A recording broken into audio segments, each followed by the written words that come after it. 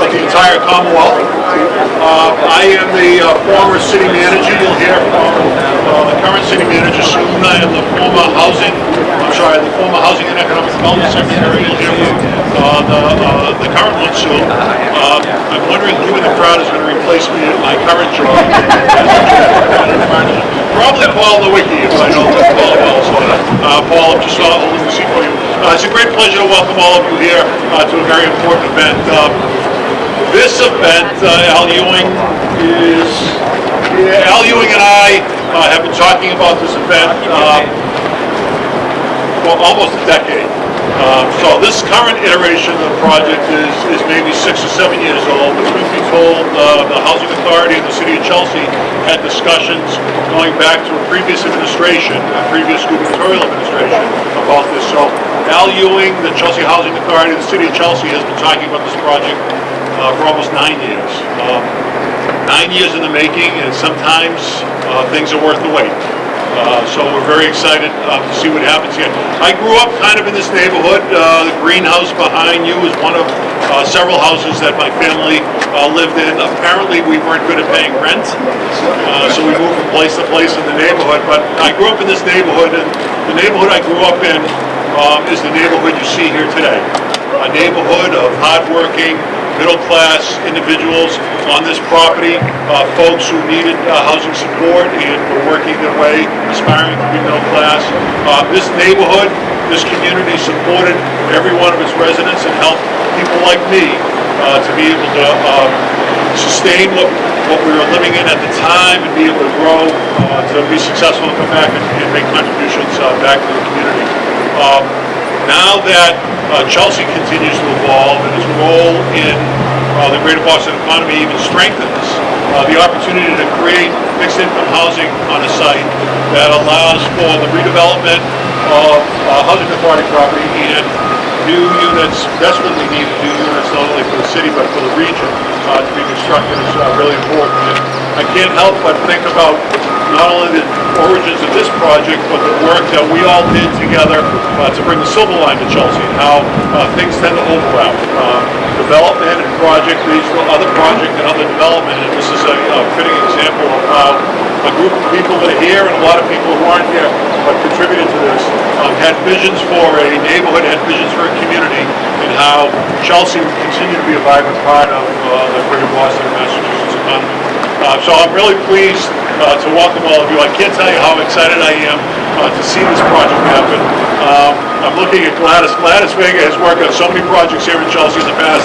Gladys would share the same story as I would, that we work on so many things and sometimes you forget that you're working on the next project and the next project, and then all of a sudden they happen, Gladys, right? And so this really is testament to a generation of Chelsea leaders who have come together, supported by state government, and making a difference in housing, making a difference in workforce, making a difference in transportation overall our economy. I wish I could go around and introduce everybody who's here. All of you have special stories about. All of you have contributed to what's happening here. One of you didn't. I'm not going to say which one. No. But it's great to be with all of you again, and for us to share a special moment. The guy that I am going to introduce, though, is Tom Emercino, the current city manager in Chelsea. Tom and I have been friends for quite some time, and what Tom doesn't know, Tom, I don't know if I've ever said this publicly, but before we were friends, I was an admirer of yours, so that led to our friendship. Through Tom's leadership in Chelsea, so many great things have happened. I like to say that I started it, and Tom has been building upon all the good stuff and resolving some of my mistakes along the way. So, Tom, congratulations for getting us to this moment. Congratulations for being the impetus for our investment, not only in this parcel, but throughout the city of Chelsea. Thank you for continuing, I like to think, a legacy of leadership in City Hall that has really helped to transform the city. That legacy includes many city councilors who are here, state officials who are here that I'm sure will be introduced. But Tom Emercino, the city manager, continues to be somebody who is making a difference here in Chelsea. Tom, thanks for everything.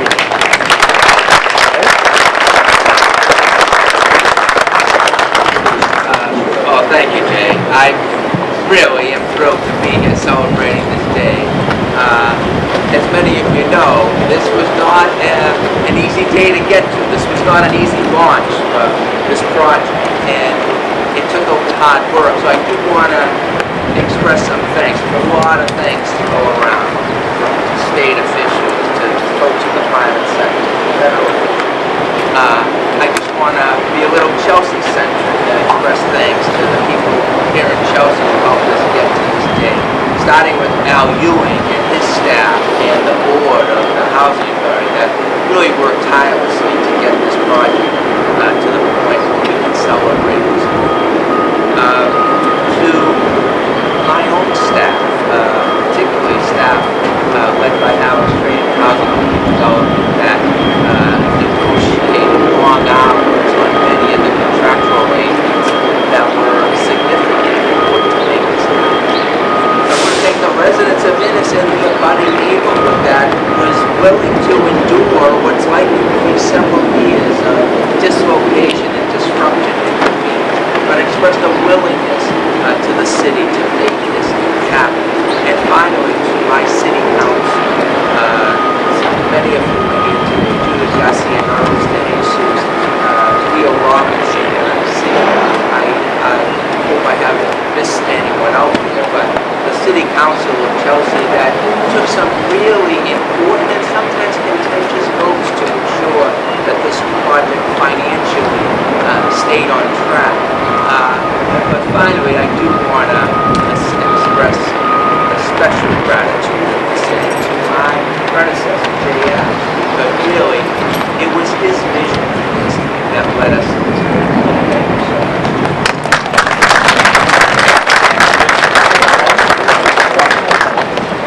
You know, you'll hear the words public-private partnership across the bottle lots for good reasons. But, you know, it's where the difficult part is where the rubber hits the road in actually making a public-private partnership a reality. So, 7-8 years ago, Jay and Chelsea Housing Authority in the city faced this really vexing problem. They wanted a public-private partnership. They wanted one that would deliver brand new public housing to certain residents. They wanted one that would not just deliver those existing units, but create even additional units, many of which would be affordable to people in Chelsea. And they needed to do it in a way that was palatable to the private sector, that provided at least a viable economic return. And that wasn't always the case. At the end of the day, we made it happen. It required a lot of public investment of public dollars, probably more than any of us wanted to commit in the first place. It required a lot of risk-taking by the private sector, probably a lot more risk than they originally bargained. At the end of the day, we ended up with a project that really works, sort of a win-win, as they say, for both sides. One that delivers enormous benefits, life-changing benefits, really, to the 96 public housing families that will eventually put into the new project. And I think probably a project that will be a model for public-private partnerships, at least those that involve public housing.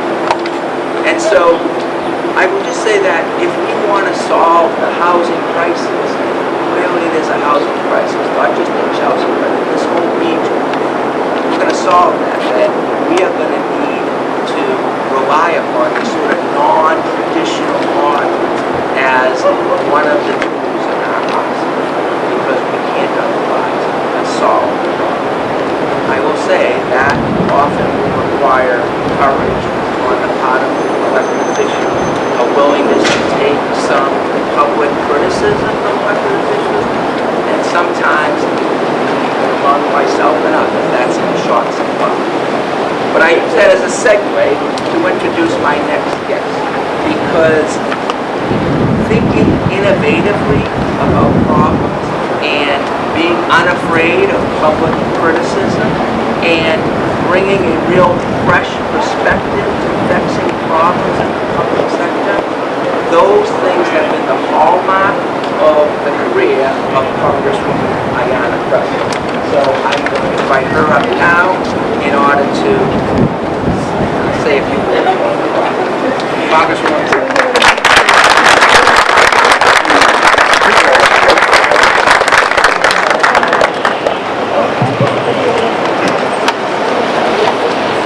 Thank you, Tom, for that warm introduction. It's very kind of you. It's been wonderful to count on you as a partner. We've had many a late night call and have worked together in tackling some systemic challenges, and while also making sure that we're prepared for the future.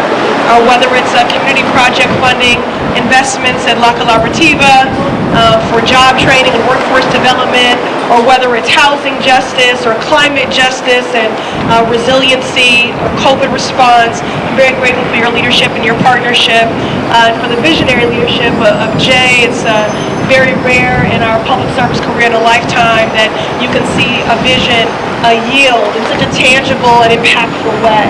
And so congratulations to you. Congratulations to everyone who made this moment possible, including my partners in government on the city and state level.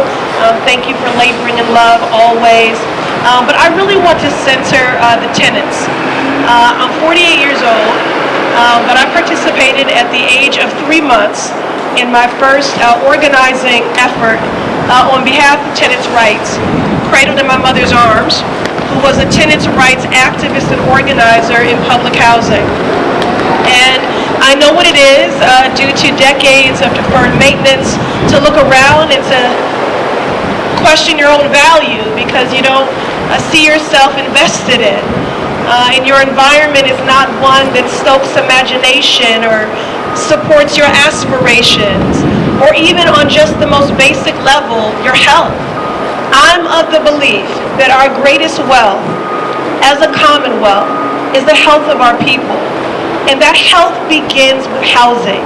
It is a critical determinant of health. It is critical to social and economic mobility. It is critical to closing the racial wealth gap. And it is also critical, when we do it right, to meeting our climate and sustainability goals as well. This sort of public-private innovative partnership is really emblematic of what I want the Massachusetts 7th to do more of. This is one of the most progressive seats in the country. We should be the blueprint and pace setters across the board on all issues. And I'm wonderful to see this tiny but mighty city of Chelsea, how I so often refer to it, leading the way. And we know that there was a lot of sacrifice and blood, sweat, and tears that went into this.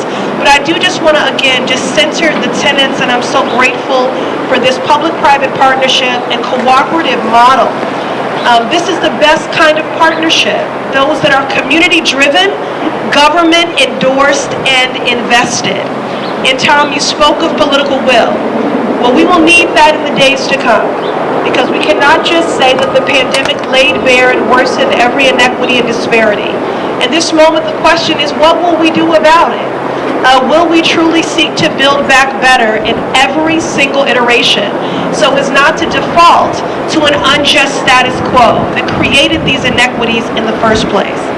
I'm very proud and humbled to be the Congresswoman of this district, to be a partner alongside all of you to improve the outcomes and to change the legacy of this district. It is vibrant, diverse, and dynamic because of everyone who's here today.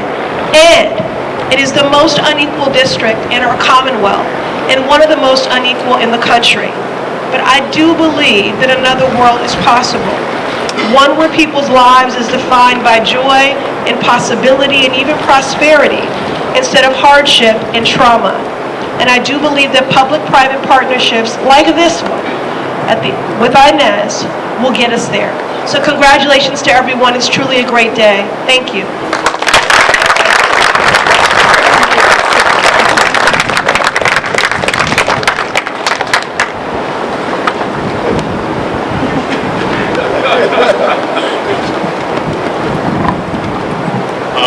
For 9 years, it's been on the fly, and we're on the fly here again, so hopefully the construction won't be this way. But I mentioned before about Al Ewing. I've got to meet a lot of public officials over the course of my life, and I have to tell you that if all of them could measure up to Al Ewing, our world would be a better place. Yes!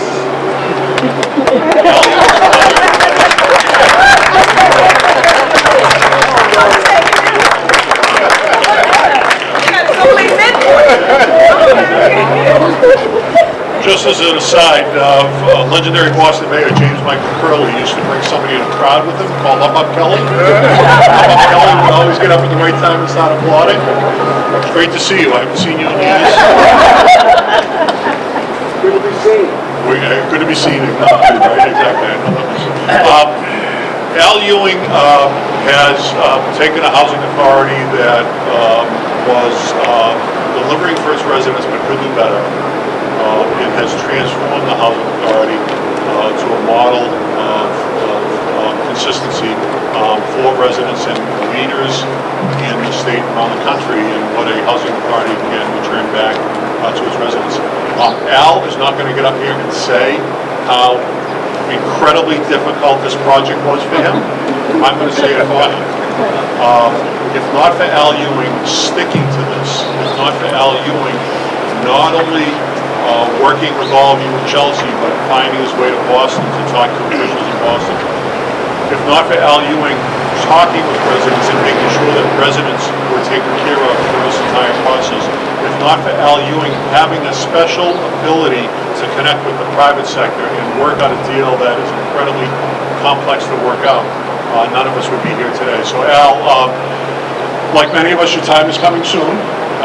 It's nice to leave a legacy behind. Your legacy is physically this project, but your legacy is the help that you've given so many families over the course of your service. Al, thank you for being the example you've been. Ladies and gentlemen, the Housing Authority Director, Al Ewing.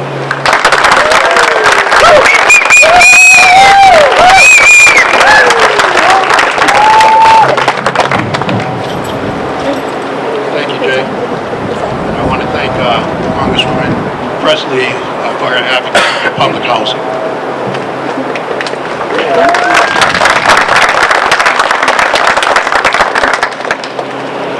CHA and our partners have been working towards this day for 6 long years.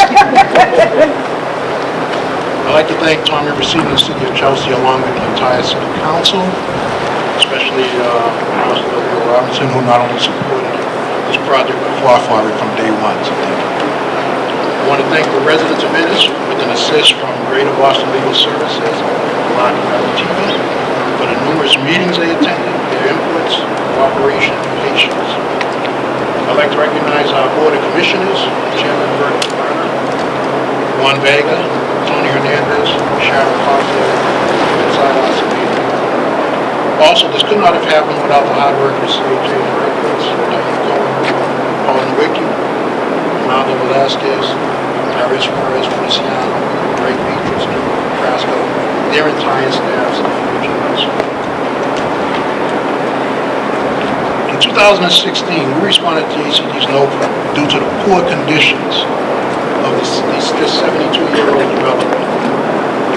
While we do receive ongoing capital from the state, unfortunately, the needs are so much greater than the resources. There's a desperate need to find new and creative ways to preserve the 43,000 units of state public housing throughout the Commonwealth. To that end, we need to find private partners who understand the importance of the resident first. We selected Joseph J. Carpenter Company to partner with because of their focus on residents first, their commitment to a truly mixed-income development with public housing units dispersed throughout the building, no rich door and poor door scenario, and their ability to attract sufficient financing to this project without utilizing an important but limited resource of low-income taxpayers. In February of 2019, a letter of assurance was given to all our residents, guaranteeing their right to return to the redevelopment municipality. Our residents will continue to pay 32% of their income for rent, which includes utilities, parking, and any other amenities which will be available for market rate tenants, while receiving the same quality of appliances and finishes in their homes.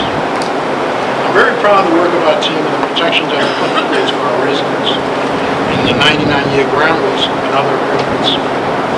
Big thank you to our attorneys, Dan Rosen and Rachel Shack, Pine Money, along with our consultant, Emily Ockenberg, crafted agreements that were clear for all the parties. The key to the success of this project is trust.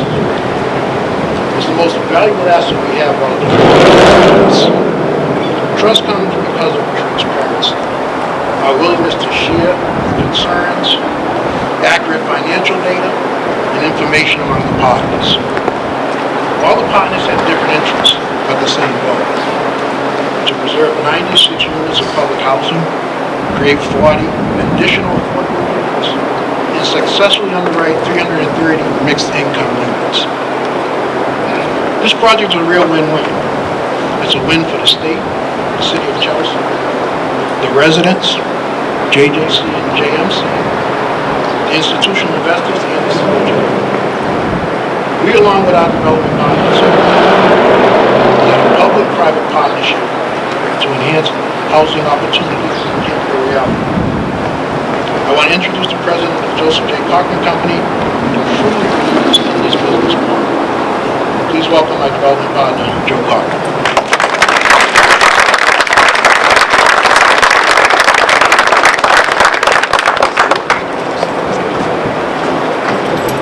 Thank you, Al. Oh no, he's got a bunch of pages here. Don't worry, it'll go quick. Well, in keeping with the theme, I have a lot of thanks as well. Thank you to the residents for their patience in this long process. Thank you, Governor Baker, who was behind this initiative to begin with. And from this very location, launched the program 6 years ago now. Thanks to the elected officials, Sal DiDomenico, whenever we went to see him with an update, he would say, I'd like you to start yesterday. Well, yesterday's here, Sal. And Dan Ryan. I deal with Dan in Charlestown, Chelsea, and is not a better advocate for public housing residents than Dan Ryan. And Leo Robinson. Al mentioned Leo.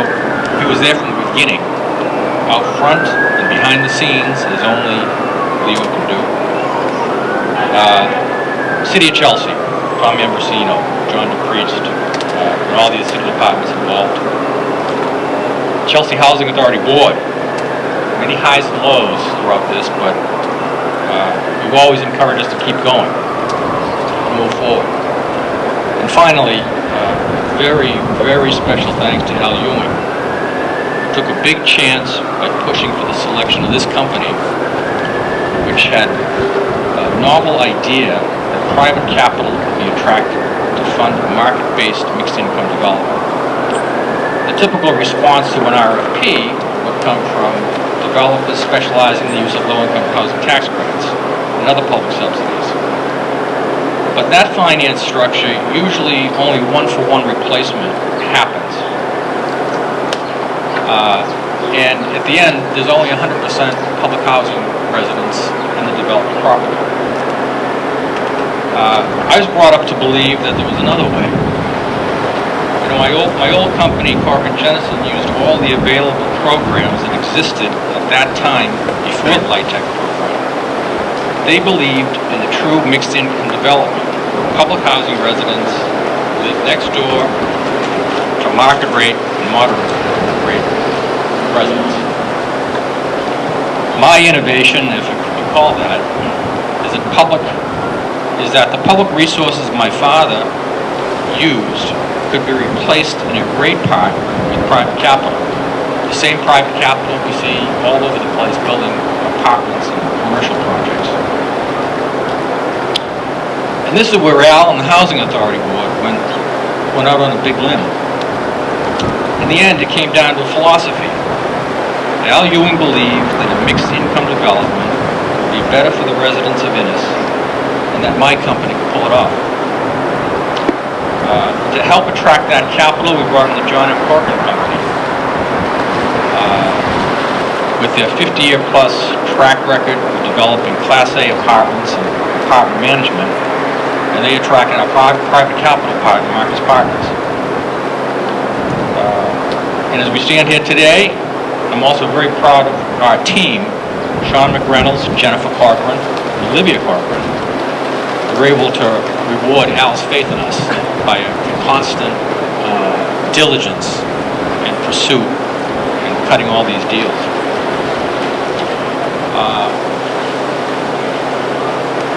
I was going to go through a list of some of the benefits, but others have said it. But finally, I'd like to recognize the collective goodwill of all the public and private partners who have coalesced around the goal of providing residents of Innis better opportunities.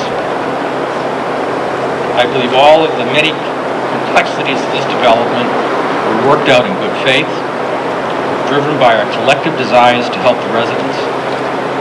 And this desire softened positions and solved problems. We all hurdled every obstacle put before us. So, thank you.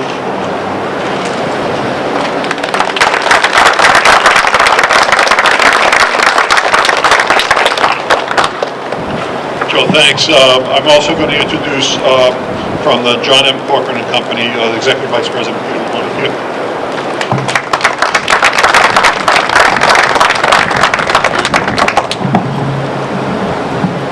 You had this sorted out, Jay. The tall guys here.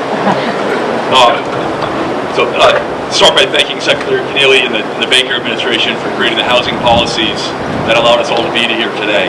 And as Jay touched on, previous administrations, including Jay, without this is not happening. Under Secretary Maddox, your team and the DHCD staff, professionalism, partnership that you guys portrayed over the last 18 months since we've been involved, we would not be here without that. On behalf of John M. Corcoran and Company, I can't tell you how thrilled we are all to be here today. We were, Jay probably maybe remember this, 15 years ago we broke ground on, it was the first institutional-sized, privately financed, multifamily project in Chelsea at Parkside Commons.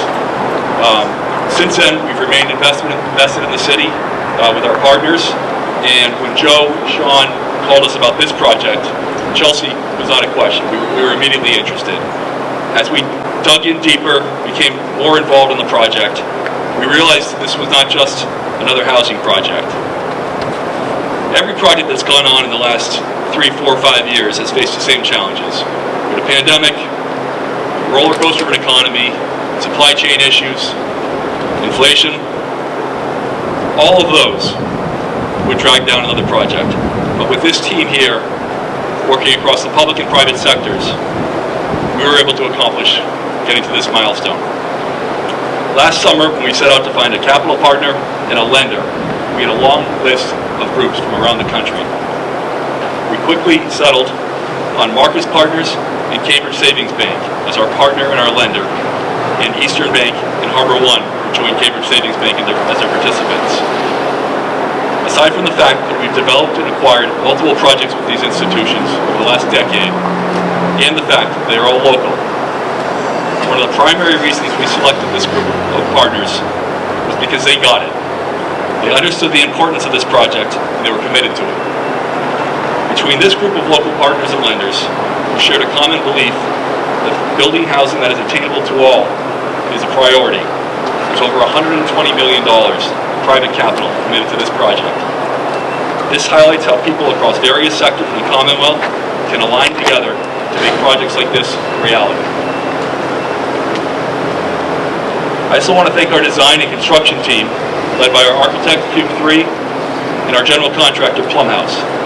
They worked tirelessly over the last year and a half to keep up with a fast-paced schedule, respond to issues that came up seemingly every week, and get us here today. Every few months we get a new budget from Plumhouse as we advanced our design. Inevitably, it had gone up. I won't blame it on Plumhouse, I won't blame it on anyone other than materials and labor. The number was keep going up. I would call John Anderson every time, and I'd say, John, we're in trouble here. He'd say, we're going to figure this out. When we got to a closing last spring, everything was in line. And John and the Plumhouse team stepped up, and they figured it out. So thank you for sticking with us. To Joe, Sean, Jen, and the JJC team, your work in the years before our involvement built the foundation of trust that allowed this team to overcome the many challenges that we faced. We're thrilled to be your partners, We look forward to working together again in the future. And finally, thank you to the John and Corcoran Company team, especially Mary Davis, who could not be here today, who played a critical role in this project from day one. To Maura Murphy, Jean Marie O'Brien, Brian Gallagher, for all your work on the documents that went into this project behind the scenes. Thank you all. Congratulations to the residents of the city of Chelsea, the Chelsea Housing Authority, and most importantly, the Innes residents. We can't wait to welcome you all back as our first residents here. With that, I'll turn it back to Jay.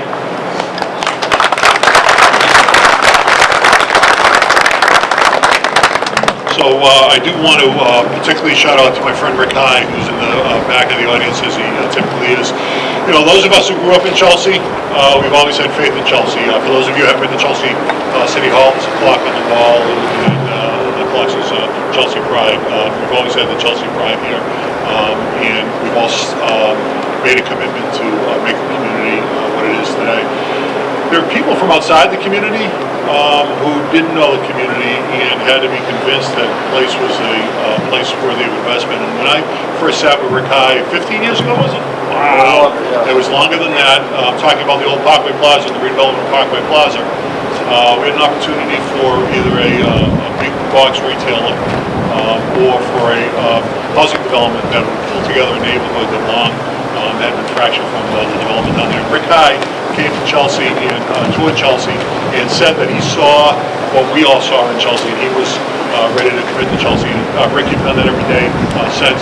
Thank you for being such an important part of this project, and the work you've done has lifted the standard for everybody else who's come after you to make things happen here. So Rick, thank you very much for all you've done here.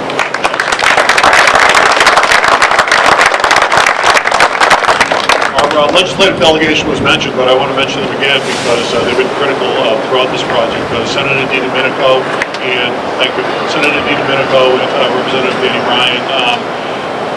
They have asked the most important question throughout this process, which is what can we do to help?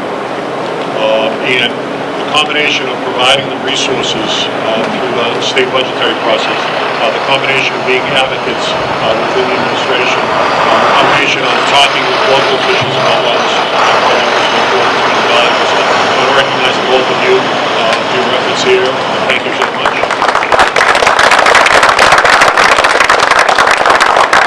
And while she spoke, I want to also acknowledge again that Congresswoman Presley has been tireless on working on not only this issue but other issues for Chelsea in Washington. We're lucky to have such a advocate, tireless advocate.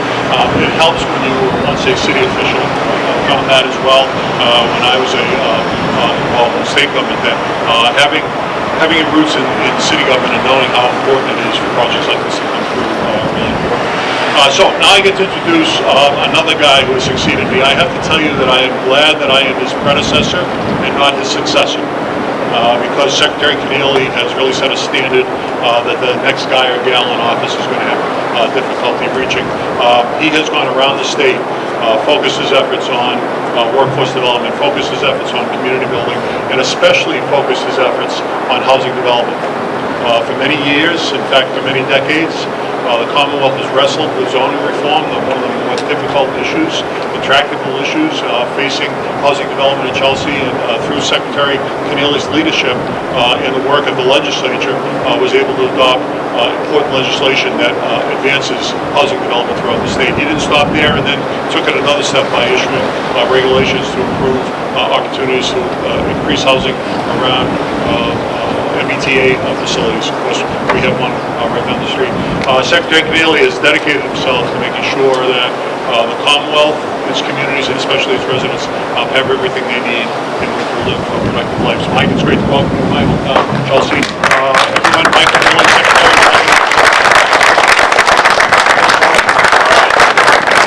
Thank you so much. Great to be with you today. You and the Congresswoman and all of my dicks. I did that on purpose. Jay, come on, man.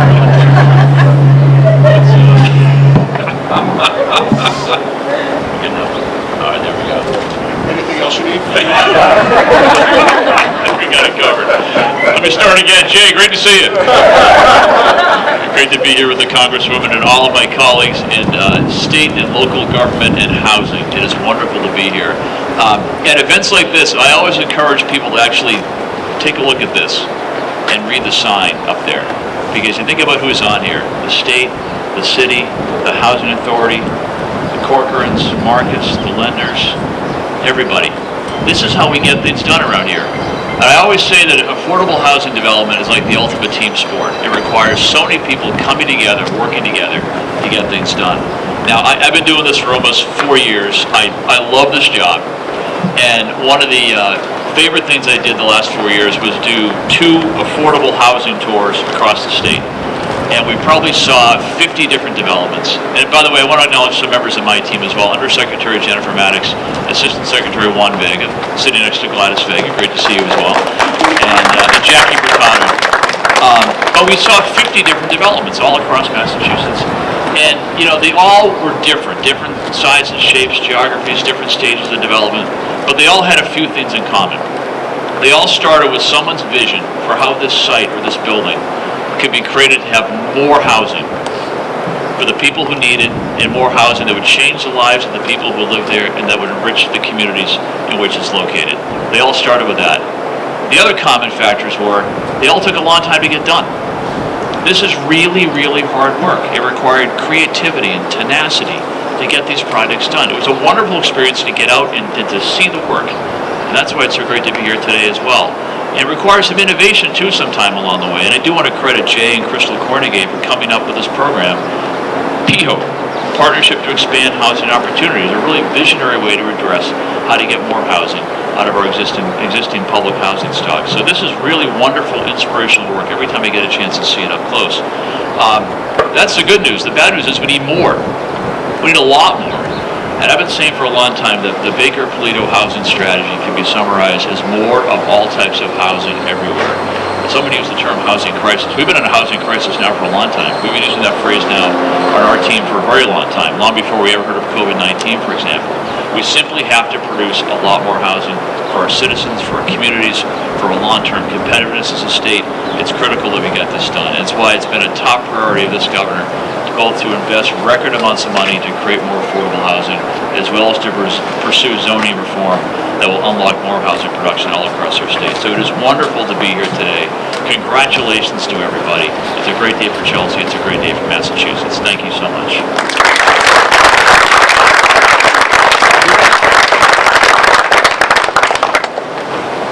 My only critique of your speech, Mike, was there was no joke. There's going to be a joke.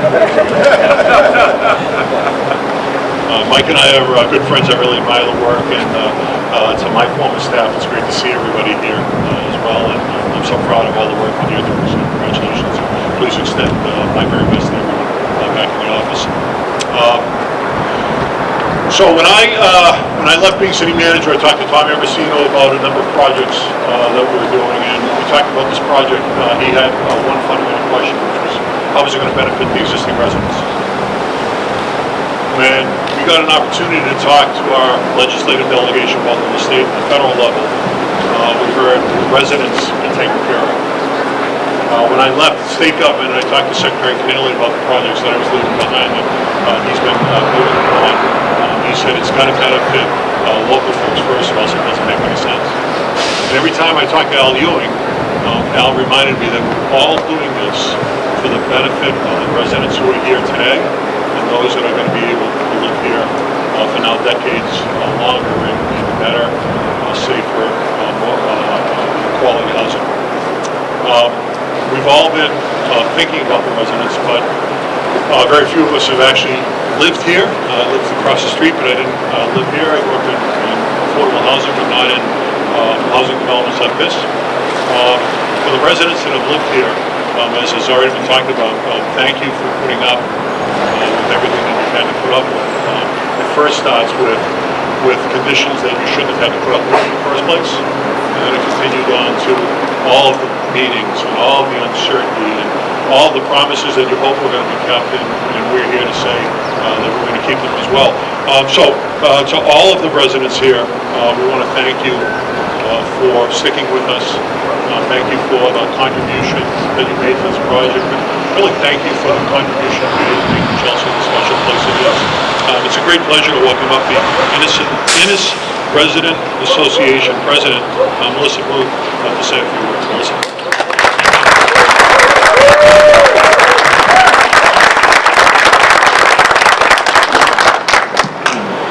Thank you, Al and Joe. I just can't believe we are finally here breaking ground on this project.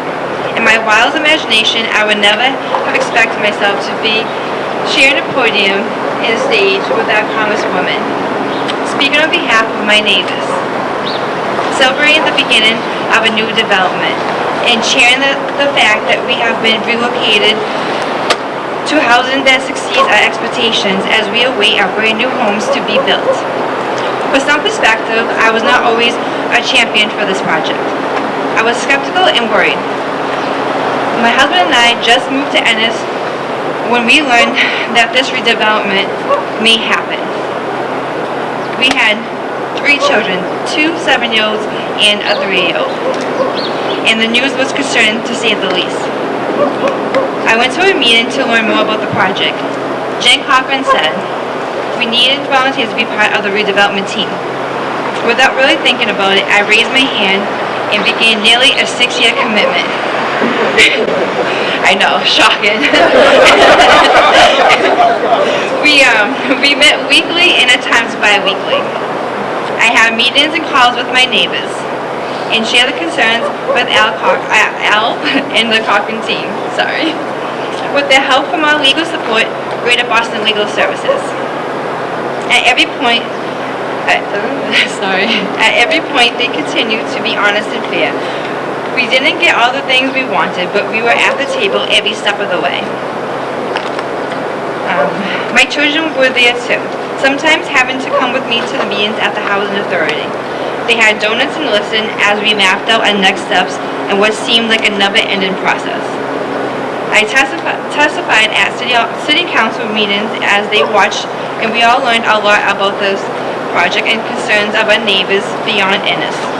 Our neighbors learned a lot about the condition of our units, the crumbling walkways, and structures and the lack of light, and hope for improvements for this development. I love Chelsea because the trust that was built throughout this process may even be more important than the buildings that we're breaking ground today. My children are now teenagers, and my 3-year-old is now a 9-year-old. They saw how working together that can make great things happen and how much time and effort it takes to achieve success. I have so much hope for the future because of the lessons we learned throughout this process. I want to thank HOU. They were so amazing in finding each of our residents' homes that fit our unique needs. It was really tremendous effort and certainly wouldn't have gone as well without them. When COVID hit, I thought we would never get this project done, and that it would be too hard to get the funding to make this project happen. But here we are. Thank you, Al and Paul at the Housing Authority, and Jen, Sean, and Joe Cochran, and everyone here who played a part in getting us to this point. I can't wait to move to our new homes in this apartment. Thank you.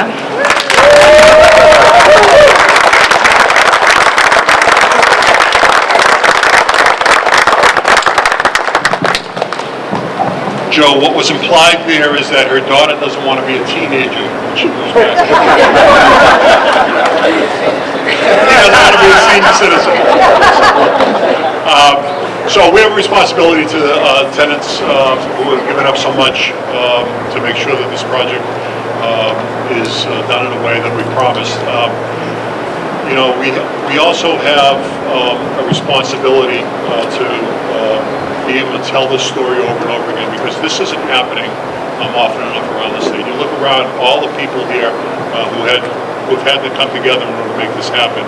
We need to do more of this. So I'm very optimistic about the team and about the project where we are. I hope we're going to have a great ribbon cutting in the not too distant future, and I hope that we're going to be able to again boast that Chelsea did something special, and everybody else should be following us. So I want to thank everyone for being here.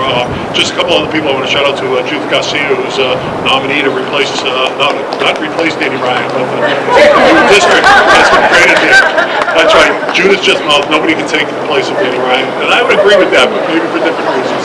I also want to recognize Chief Keith Houghton, the police chief here in Chelsea. Keith, your cooperation.